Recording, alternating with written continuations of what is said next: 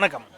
JNU இந்த 3 எழுத்துக்களும் இன்று ஒட்டுமொத்த இந்தியாவையும் திரும்பி பார்க்க வைத்திருக்கிறது.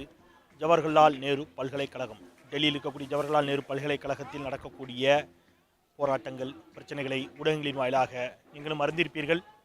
நாம் இப்பொழுது ஜவஹர்லால் நேரு பல்கலைக்கழகத்தில் இருக்கின்றோம். எனக்கு பின்னால் நீங்கள் பார்த்து கொண்டிருக்கின்றீர்கள். ஜவஹர்லால் நேரு பல்கலைக்கழகத்தில் என்ன நடைபெற்றது, என்ன நடைபெற்று கொண்டிருக்கிறது, இனி என்ன நடைபெற வேண்டும் என்பது குறித்த ஒரு சிறப்பு செய்தி தொகுப்பு இது. இங்கு இருக்கக்கூடிய மாணவர்களோடு நாம் உரையாடப் போகிறோம். கள நிலவரத்தை களத்திலிருந்து நேரடியாக முதலில் நியூஸ் 7 தமிழ் தொலைக்காட்சி தமிழில் தருகிறது. தொடரலாம் மாணவர்களோடு. நம்முடைய இப்பொழுது ஜவஹர்லால் நேரு பல்கலைக்கழகத்தினுடைய மாணவர் சங்க முன்னாள் தலைவர் லெனின் மற்றும் எம்ஃபில் மாணவி அபராஜிதா இருவரும் இணைகிறார்கள். இங்கு என்ன நடந்தது, நடைபெற்றுக் கொண்டிருக்கிறது, நடக்க வேண்டும், பேசலாம் அவர்களோடு. லெனின் வணக்கம். ஏற்கனவே எங்களோடு ஒரு கேள்வி நேர நிகழ்வில் நீங்கள் கலந்திருந்தீங்க. இருந்தாலும் முழுமையாக அதை விவாதிக்க இயலாத ஒரு நிலை. இன்றைக்கி இந்த களத்திலிருந்தே ஒரு கள நிலவரத்தை அறிவதற்கான ஒரு முயற்சி தான் இது. தொடர்ச்சியாக மாணவர்கள் மீது வைக்கப்படக்கூடிய தொடர்ச்சியான ஒரு குற்றச்சாட்டு அப்படிங்கிறது தேச துரோக செயல்பாடுகள் அங்கே நடைபெற்று கொண்டிருக்கின்றன. ஜவஹர்லால் நேரு பல்கலைக்கழகத்தில் அதுபோன்ற ஒரு முழக்கங்கள் அங்கே எழுப்பப்பட்டன. அந்த முழக்கங்களை தாண்டி தொடர்ச்சியாக அதுபோன்ற நிகழ்வுகள் அங்கே நடைபெறுவது மிக உறுதியான ஒன்று. குறிப்பாக நக்சலைட் இயக்கத்தைச் சேர்ந்தவர்களுக்கான ஆதரவு குரல்கள் அங்கே அதிகரித்து கொண்டே இருக்கின்றன. இதுவெல்லாம் தேச வளர்ச்சிக்கு, தேச ஒருமைப்பாட்டுக்கு எதிரானது அப்படிங்கிற ஒரு வாதம் தொடர்ச்சியாக வைக்கப்படுகிறது. அதுவும் மாணவர் சமூகத்தில், மாணவர் பருவத்திலேயே இவர்களை இதை நோக்கி திருப்போது ஏற்புடையதல்ல அப்படிங்கிற வாதம் தொடர்ச்சியாக வைக்கப்படுகிறது. உங்களுடைய பதில்? பிப்ரவரி 9ஆம் தேதி நடந்த இன்சிடென்ட்னா ஒரு சில மாணவர்கள், அவங்கெல்லாம் வெளி மாணவர்கள் சொல்லிட்டு அந்த வீடியோ கேமரா அந்த வீடியோலையும் வந்து ப்ரூவ் ஆகிடுச்சு. அவங்க வந்து வெளியிலேருந்து வந்த ஒரு சில மாணவர்கள்னால் இது சம்மந்தமாக என்னென்னா ஒரு சில முழக்கங்கள் வச்சாங்க. அதை வந்து நாங்கள்லாம் மாணவர் பேரவைத் தலைவர் கண்ணையாவும் சரி, இங்கே இருக்கிறது மற்ற மாணவர்களுமே வன்மையாக வந்து அந்த மாதிரியான ஒரு முழக்கங்கள் எழுப்பக்கூடாது, கண்டிக்கத்தக்கதுன்னு சொல்லிட்டு நாங்கள்லாம் வந்து ஓப்பனாகவே பப்ளிக்காக டிக்ளேர் பண்ணது. அது கண்ணையாலாம் போய் பேசினாரும் கூட. அவர் போகும்போது கூட இந்த மாதிரி முழக்கங்கள்லாம் கூடாதுன்னு சொல்லிட்டு போனார். இது வந்து ஒத்துக்கக்கூடியதில்லை, அரசியல் ரீதியான தவறான ஒரு முழக்கங்கள் சொல்லிட்டு ஓத்துனார். அதையும் மீறி என்னென்னா அரசாங்கம் இன்றைக்கி வந்து இந்த மாணவர்களை வந்து இந்த அளவுக்கு என்னென்னா அரெஸ்ட் பண்ணுறது, பெண்களுடைய விடுதியில் வந்து இது பண்ணுறது, டெய்லியும் என்னென்னா டீச்சருங்க என்னென்னா இது கொஸ்டின் பண்ணுறது, யூனிவர்சிட்டியில் டெய்லியும் போலீஸ் வந்துட்டு போகிறது ஒரு ஆரோக்கியமான ஒரு சூழ்நிலையாக இல்லை. ரெண்டாவது பார்த்தீங்கன்னா இந்த அரசாங்கத்துடைய குற்றச்சாட்டுனா தொடர்ந்து இது சம்மந்தமாக ஆதரவு கேம்பஸில் வந்து பார்த்திங்கன்னா இன்றைக்கி வந்து அந்த முழக்கங்களுக்கு சம்மந்தமாக ஆதரவு எதுவும் இல்லை. இங்கே கேம்பஸில் என்ன பார்த்தீங்கன்னா கைது செய்யப்பட்ட மாணவர் தலையை விடுதலை செய்யணும். அதே நேரத்தில் கேம்பஸோடைய சிச்சுவேஷன் வந்து இயல்பு நிலைக்கு திரும்பணும். இன்றைக்கி வந்து கேம்பஸ் நிலை இன்னும் கூட இயல்பு நிலைக்கு திரும்பல. ரெண்டாவது இந்த அரசாங்கத்தையும் சரி, இந்த ஆளுங்கட்சியும் சரி, போராடுகிற மாணவர்களே இந்த மாதிரி நக்சலைட் சொல்கிறது வந்து தேச துரோகிகள் சொல்கிறது இயல்பான ஒன்று தான். எக்ஸாம்பிள் திங்க FTA இல்லை, அந்த மாணவர்கள் படும்போது அவங்களும் அப்படி தான் சொன்னாங்க. ரெண்டாவது ரோஹித் வெமுலாவை தேச துரோகின்னு சொல்லிட்டு தான் வந்து லெட்டர்லாம் எழுதி அதுக்கப்புறம் என்ன இன்றைக்கி வந்து ஸ்மிருதி இரானி வந்து பாராளுமன்றத்தில் ஓப்பனாக போய் சொல்கிறாங்க, நான் என்னோட இன்வால்மெண்ட் இல்லை சொல்லிட்டு. ஆனால் 5 லெட்டர் அவங்க அனுப்பிச்சிருக்காங்க. இன்றைக்கி வந்து போராடக்கூடிய மாணவர்களை வந்து இந்த மாதிரி லேபிள் பண்ணுறது என்னென்னா ஒரு கவர்மெண்ட்டுடைய ஒரு வேலையாகவே மாறிட்டு இருக்குன்னு தான். நம்முடைய அபராஜிதா எம்ஃபில் மாணவி இணைகிறார். அபராஜிதாவை ஏற்கனவே ஊடகங்களின் வாயிலாக அறிந்தவர்களுக்கு அறிந்திருப்பீர்கள். நான் கூடுதலாக மீண்டும் ஒரு முறை அறிமுகப்படுத்துகின்றேன். இந்திய கம்யூனிஸ்ட் கட்சியினுடைய தேசிய செயலாளர் திரு டி ராஜா அவர்களுடைய மகள். அவர் மீதும் இந்த குற்றச்சாட்டுகள் முன்வைக்கப்பட்டிருக்கின்றன. அவருடைய பதிலை கேட்கலாம். ஒரு இடதுசாரி சிந்தனை கொண்டவர்கள் தொடர்ச்சியாக ஜேஎன்யூவில் ரொம்ப அதிகமாக இருந்து கொண்டிருக்கிறார்கள் அப்படிங்கிறது தொடர்ச்சியாக வைக்கப்படக்கூடிய குற்றச்சாட்டு. அதனுடைய ஒருபடி அதிகமாக போய் ஒரு நக்சல் பார்ட்டியினுடைய மூமெண்ட் இங்கே அதிகரித்து கொண்டிருக்கிறது. அதற்கான ஒரு ஸ்பேஸ், ஒரு களமாக இதை பயன்படுத்துகிறாங்க அப்படிங்கிற ஒரு குற்றச்சாட்டு இருக்கிறது.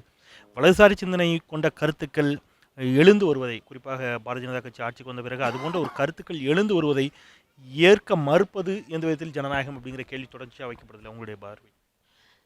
இங்கே வந்து நிறைய பொலிட்டிக்கல் ஆர்கனைசேஷன்ஸ் இருக்குது, நிறைய பொலிட்டிக்கல் ஐடியாலஜிஸ், பொலிட்டிக்கல் பொசிஷன்ஸ் இருக்கிற ஸ்டூடெண்ட்ஸ் ஆர்கனைசேஷன்ஸ் இங்கே ஃபங்க்ஷன் பண்ணியிருக்காங்க.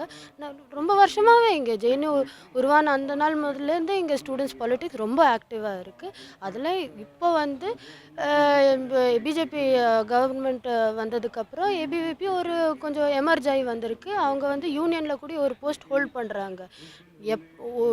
There is been no incident வந்து லெஃப்ட் ஆர்கனைசேஷன்ஸ் வந்து ஏபிவிபியை இப்படி என்ன சொல்கிறது, ஒரு மசில் பவர் யூஸ் பண்ணி கண்டெம் பண்ணுற மாதிரி ஒன்றும் இல்லை. எப்போ நம்ம வந்து பொலிட்டிக்கலி டிபேட் பண்ணியிருக்கோம், பொலிட்டிக்கலி குவெஸ்டன், பொலிட்டிக்கலி சேலஞ்ச் பண்ணியிருக்கோம். இங்கே பார்த்தீங்கன்னா லெஃப்ட் ஆர்கனைசேஷன்ஸில் கூட டிஃப்ரென்சஸ் இருக்குது. லெஃப்ட்னு சொல்லி எல்லாத்தையும் யூனிஃபார்ம்லி பார்க்க முடியாது. ஏன்னா லெஃப்டில் கூட நிறைய பொலிட்டிக்கல் பொசிஷன்ஸ் இருக்குது. நான் வந்து ஆல் இண்டியா ஸ்டூடெண்ட்ஸ் ஃபெடரேஷனோட மெம்பர். எங்களோட பொலிட்டிக்கல் பொசிஷன் வெரி கிளியர்.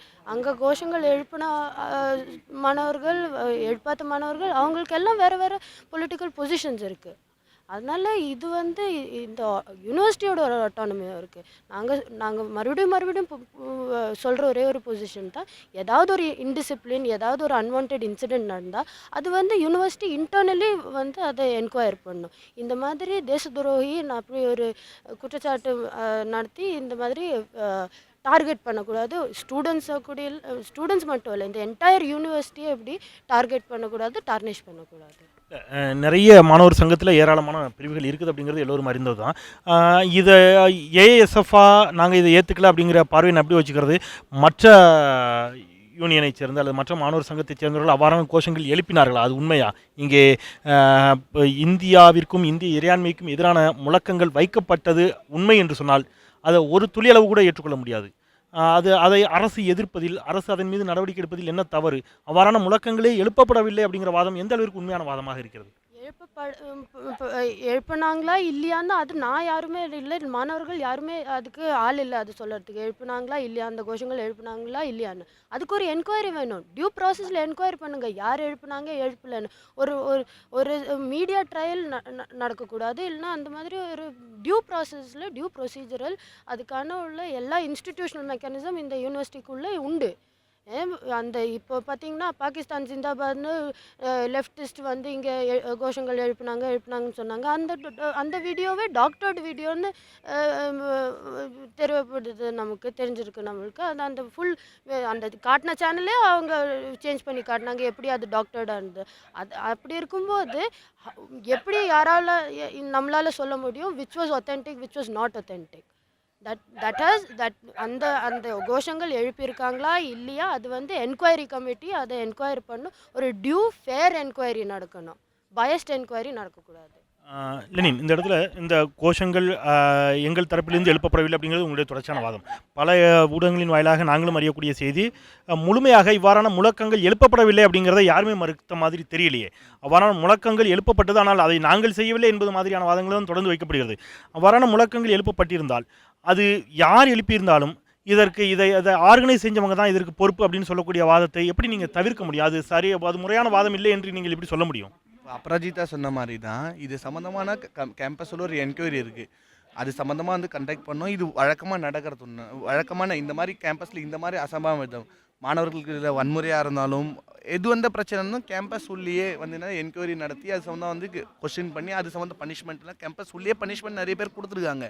இன்றைக்கி இந்த மாதிரி முழக்கங்கள் வந்து எல்லோரும் கண்டிச்சாங்க. இந்த மாணவர் சங்க தலைவர் வந்து எல்லோரும் கண்டிச்சாங்க. இன்றைக்கி அந்த மாதிரியான ஒரு சூழ்நிலையில் அவர் கோஷம் கொடுக்கலன்றது நிரூபணம் ஆயிடுச்சு. ரெண்டாவது இது சம்மந்தம் நிறைய வீடியோ வந்திருக்கு, தினம் நிறைய வீடியோ வருது. அதில் வந்து கிளியராக இருக்கிறது, இந்த வந்து ஜேஎன்யூ சம்மந்தப்பட்ட மாணவர்கள் அது பண்ணலன்னு சொல்லிட்டு ஒரு சில வெளி மாணவர்கள் வந்து பண்ணாங்கன்னு சொல்லிட்டு. ரெண்டாவது ஜேஎன்யூன்ற ஒரு இடத்துல பல வெளியிலேருந்து மாணவர்கள்லாம் வருவாங்க. ஒரு சில அசம்பாவிதம் நடந்திருக்கலாம், அதை வன்மையாக கண்டிச்சது. அதை விட்டுட்டு இந்த அளவுக்கு எக்ஸ்ட்ரீம் ஸ்டேஜ் போகிறது வந்து நாங்கள் வந்து யாரும் வெற்றிக்கல. இன்றைக்கி வந்து இந்த செடிசன் சார்ஜே என்னென்னா ஒரு கொஸ்டினபிள் தான். இன்றைக்கி வந்து பல பேர் இன்றைக்கி பார்த்தா பிரசிடென்ட் பிரணாப் முகர்ஜியே சொன்னார், இந்த மாதிரியான ஒரு சட்டங்கள் வந்து நவீன இந்தியாவில் வந்து தேவையில்லைன்னு சொல்லிட்டு தான். ஏன்னா இதெல்லாம் ஒரு கலனி சமயத்தில் வந்து இந்த ஏற்பட்ட சட்டங்கள் சொல்லிட்டு பேசியிருக்காங்க. இதுக்கு மேலேயே வந்து மாணவர்கள் வந்து பார்த்திங்கன்னா மீடியாவாக இருக்கட்டும், இந்த மினிஸ்டராக இருக்கட்டும், இது வந்து என்னென்னா ஒரு தீவிரவாதிகளோடைய ஒரு என்ன சொல்கிறது, ஒரு டென்ட், ஒரு கூடாரமாக பார்க்குற மாதிரி தான் இருக்குது. படிக்கிற மாணவர்கள் இன்றைக்கி பார்த்தீங்கன்னா நிர்மலா சீதாராமன் இன்றைக்கி வந்து பிஜேபியில் இருக்காங்க. அவங்க ஜேஎன்யூ ஸ்டூடெண்ட்டாக இருந்தாங்க, அவங்க ப்ரொஃபஸர் இதுவாக இருந்தாங்க. அவங்க என்ன பண்ணாங்கன்னா வந்து அவங்க இங்கே ஒரு பொலிட்டிக்கல் ஆர்கனைசேஷனில் இருந்தாங்க. இங்கே என்னென்னா இன்றைக்கி ஏபிவிபினா நேஷனலிஸ்ட் வந்து அவங்க வந்து கிளாஸ் வைக்கிறாங்க. இன்றைக்கி வந்து இடதுசாரி அமைப்பு மாணவர்கள் வந்து மாணவர் சங்கங்கள் சார்பாக இங்கே வந்து ஒரு நேஷனலிஸ்ட் தான், நாங்களும் தேசியவாதத்தை தான் கிளாஸ் வைக்கிறோம். ரெண்டு பேரும் கிளாஸ் வைக்கிறோம். அவங்களுக்கு போட வேண்டிய மண்டலம் அவங்க போட்டு இங்கே வர மாட்டோம், இங்கே போட்டும் விவாதம் நடக்கணும், டிஸ்கஷன் நடக்கணும். அதை விட்டுட்டு போலீஸ் மூலயமா வந்து விவாதங்களை வந்து கிராஷ் பண்ணுறது எந்த அளவு சரியாக இருக்கும்? ஜேஎன்யூவில் நடப்பது என்ன? சிறிய இடைவேளைக்கு பிறகு.